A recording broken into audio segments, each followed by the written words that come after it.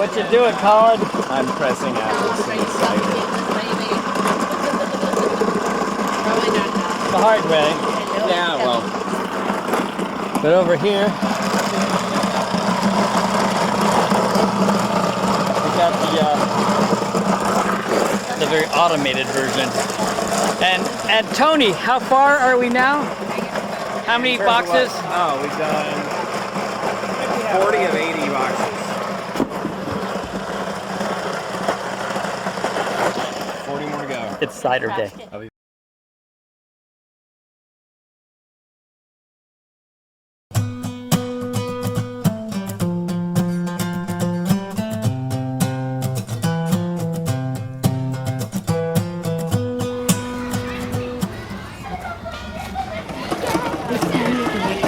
More, but it's already filling up the grinder. Because otherwise, when you pull it out, the grains will just go everywhere. That's a lot of apples. That is a lot of apples. It is a artistic kid. Yeah, that's gotta go like this. You know what?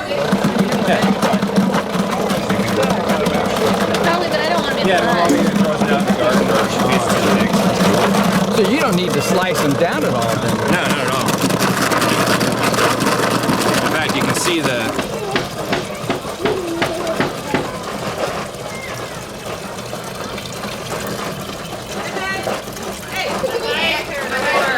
I wonder what this is.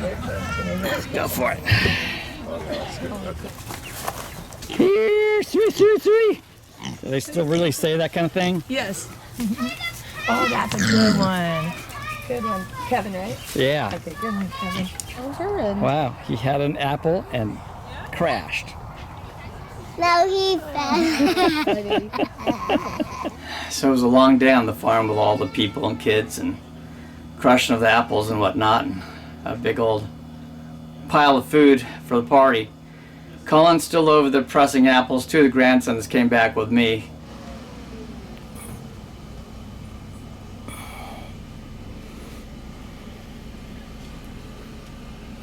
Hitting this with sanitizer one more time. I'm making cider for my son Collin's friend Tony. I've known since he was a sophomore in high school. He has just had his third kid of his own.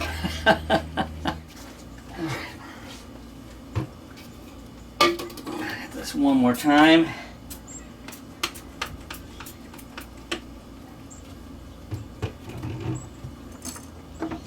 So I'm gonna get some of this and just take it out to add some wine yeast nutrient actually. And I'm also going to mix up a little bit of Go-Firm to give it a nice kick start and get it fermenting quickly. And I'm going to get it and try to add about 68 degrees is what I'm looking for a fermentation chamber, or temperature, which I can usually keep it kind of right on that temperature pretty easily with my setup here. So I'll be mixing in my yeast nutrient and have Go-Firm over here. But prior to even putting that out there, I'm going to put a little pectin enzyme in. I'm going to get that started in there to take the pectins out. We're going to be using Mangrove Jack's cider yeast. This is their M02, and this is for making sweeter ciders, which is what Tony would like. But I'm also going to kind of monitor that, and I'm going to try to stop the fermentation along the way if I need to, because I don't want it to get too dry. This shouldn't cause that, but we're going to see how that goes. Okay, so it's just a little over a tablespoon of pectin is what that's going to be. Now I have another 3 gallons of cider in another container already in there. And that's for a little different project, which I'll try to get on film as well.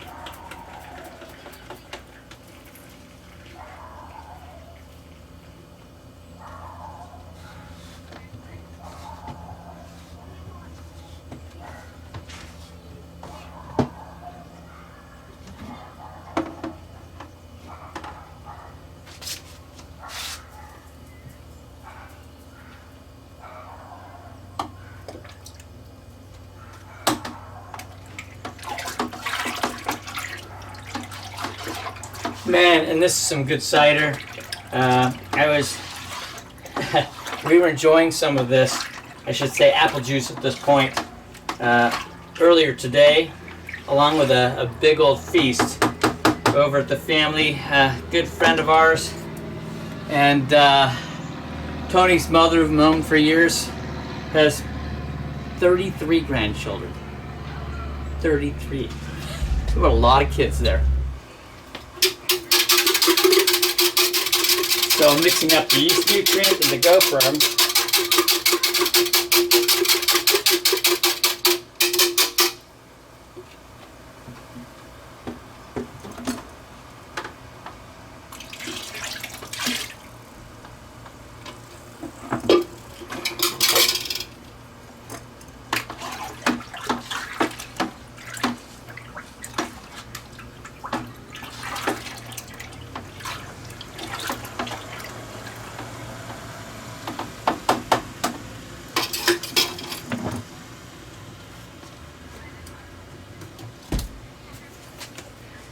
I need to get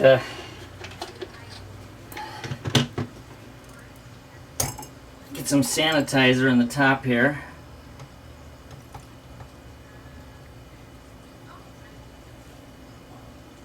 That's about right. What am I doing?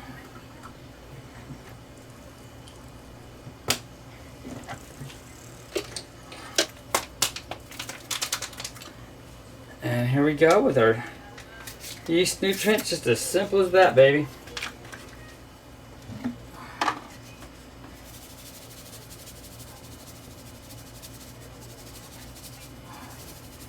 You gotta love dry yeast, man.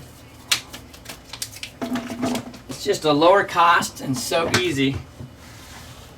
I don't ever have to do anything crazy with it. Honestly, just sprinkle it on top and it does its job.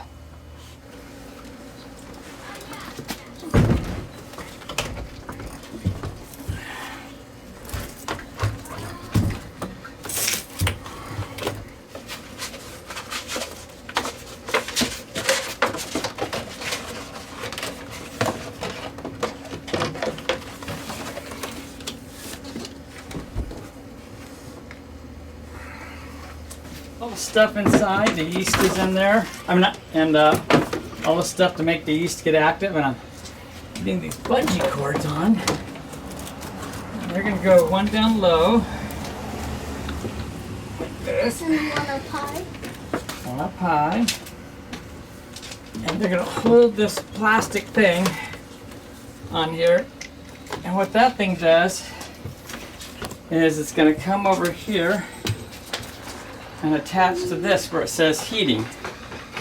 Okay? Where? This thing where it says heating. Ooh. There's a metal thing inside here that goes down in there. And so it gets, the metal thing is at the same temperature as the liquid. And so I just feed this down into the metal tube till it hits the bottom.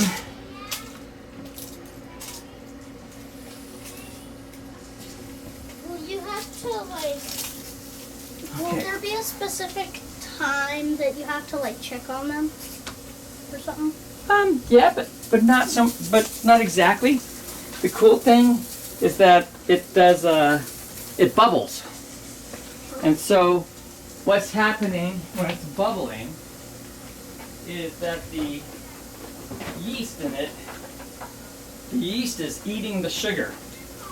It is. Yep. That's what it does. Oh yeah, the yeast eats up the sugar. It loves it, right? Mm-hmm. So when it's eating all the sugar, what happens is it turns what it poops out is alcohol. That's what I thought. Yeah. It turns the sugar into alcohol. Let's go. So basically, all alcoholic beers and stuff is basically soda, but with yeast in it, kind of. Well, it's sugars. Is the way to say it. It's basically sugar that's been consumed by yeast and turned into alcohol. Yep. So I put this around it to help hold the heat in, the blanket. and then the heater goes, and then we're going to turn this thing on.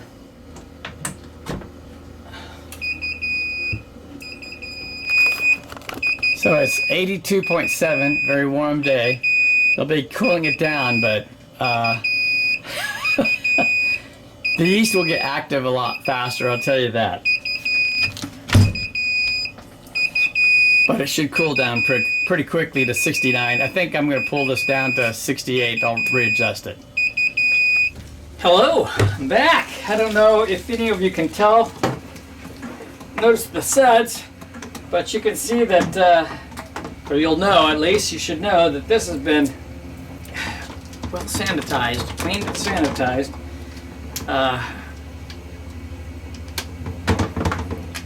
Indeed. And so now it is time to get this cider racked over. Carefully, I don't want to stir it up too much. Pull it to the edge here. I'm going to be putting a new flooring in this fermenter soon.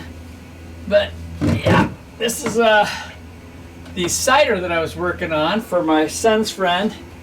And we're going to get this one racked over.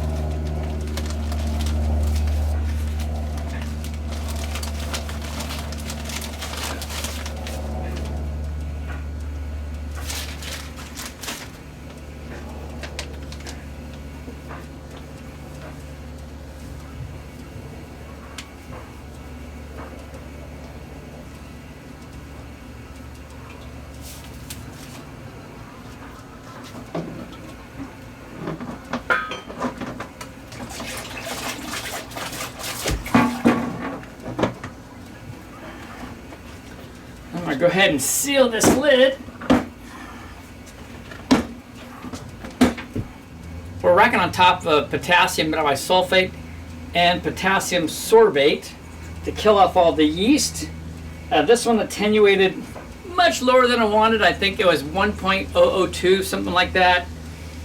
Didn't really leave residual sweetness. I had taken out the heat wraps a while back, let the temperature drop to slow down any yeast action going on, eating more of the sugars.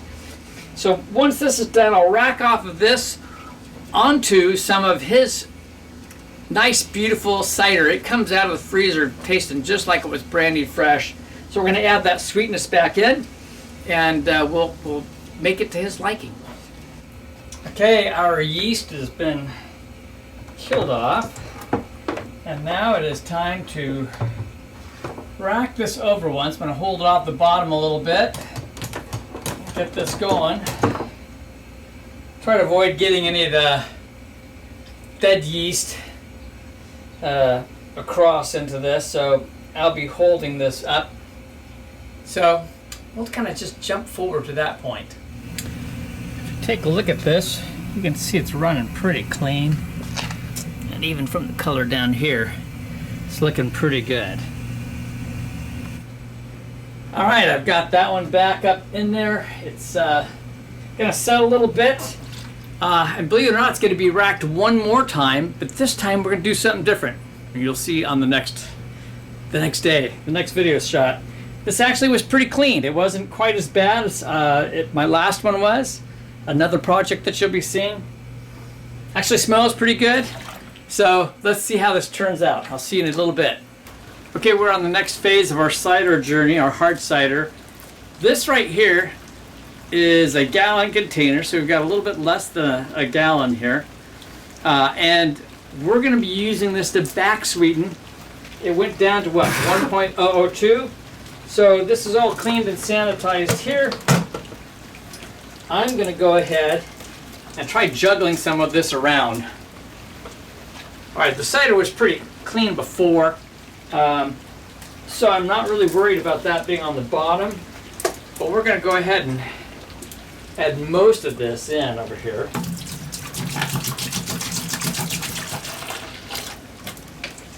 Hold a little bit aside in case I need to put more in.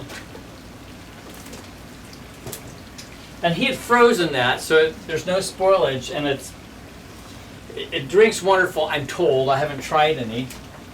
And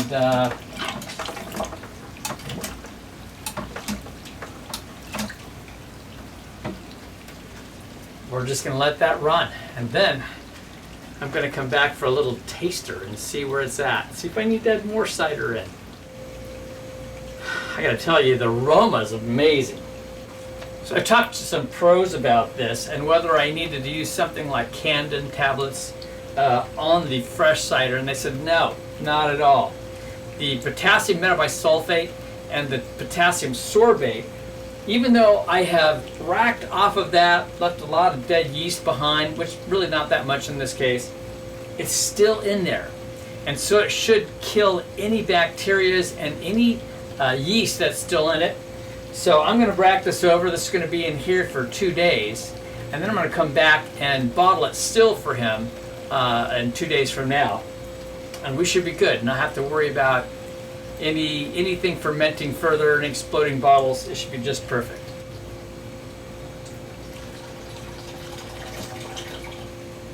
All right, we just hit the end. All right, we'll get that cleaned up in a bit. We'll just set that aside. And here we go. Let's give this a shot. Let's see how this comes out. I'm going to give it a little swirl with this since it's already sanitized. Alright, so here we go. It's, and it can settle out and look more clear even more so later, but I did put, fresh cider on there. So, alright, let's see.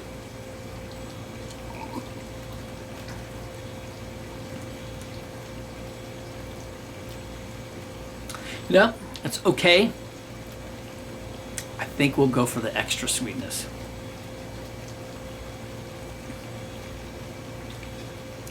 Hard for me to judge. I am not a huge cider guy, but this is not bad.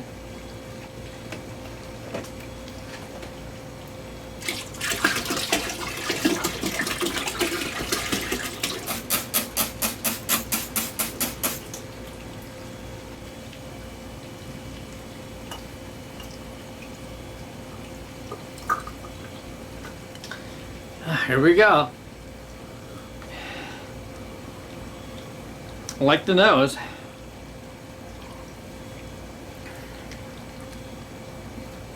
I think that helps quite a bit. We'll get this bottled up in 2 days. It's time to start bottling the cider. And I've decided that I'm going to make a few different versions for my buddy. The cider for me, it wasn't quite what I want it to be. I'm going to make some straight bottles of cider, but I like things really sweet, and most ciders are dry, even though we did add in the additional just wonderful cider into it to back sweeten it. It just, for me, it's not the ticket. I'm going to have to work on that from next year. But what I'm going to experiment with is a few versions. So we'll do some of the cider just as it is, and then I'm going to have 2 more versions. This is the first one. I'm taking some 100% red tart cherry juice. Now, I would rather have had maybe a Langer's very sweet type.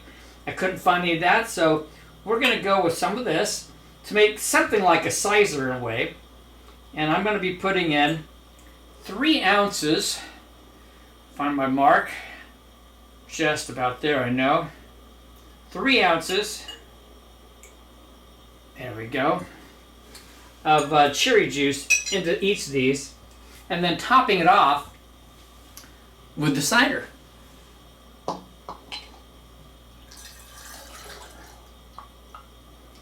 There's one. So I'm going to go ahead and get done with this, and then I'll show you the other version I'm going to be making for him.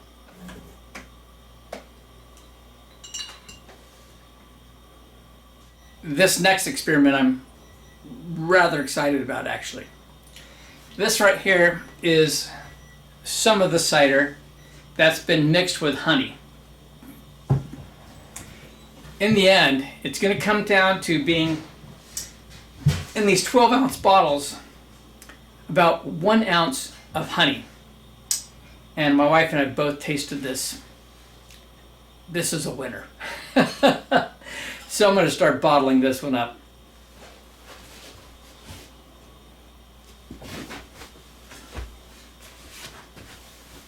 Actually, I think that's the best of all. I think I'm going to make more of this than the regular.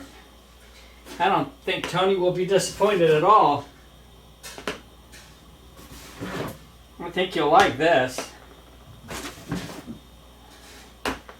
So I'm going to make most of it like this.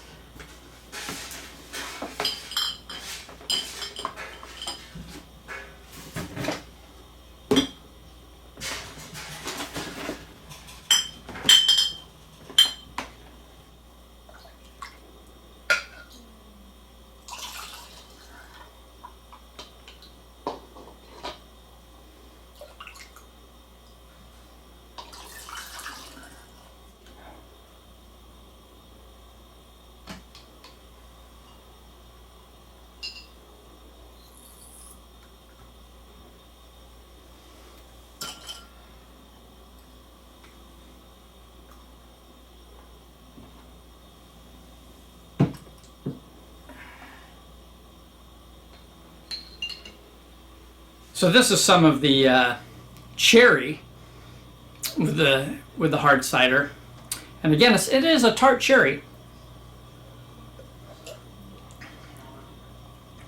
But you know what? It's really pleasant. I think I would go with a sweet cherry next time, but I'm rather enjoying it.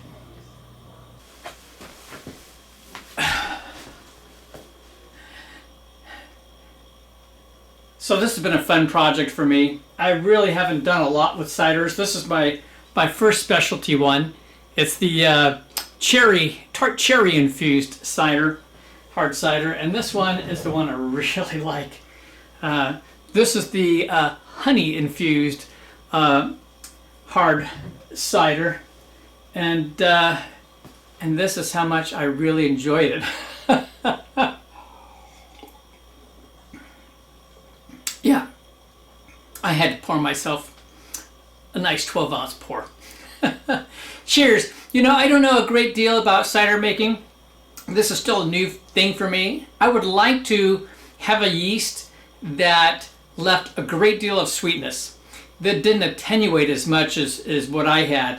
And yeah, so I wouldn't have to back sweeten, wouldn't have to do any of the other things. Let it take it down as far as it can with leaving a lot of sweetness on it, and just bottle it still like that. If you have a lot of experience with ciders, please let me know. If you have any questions or any other ideas, I am totally open to them, because we'll be doing this again in 2024. Cheers. Happy Homebrew Wednesday.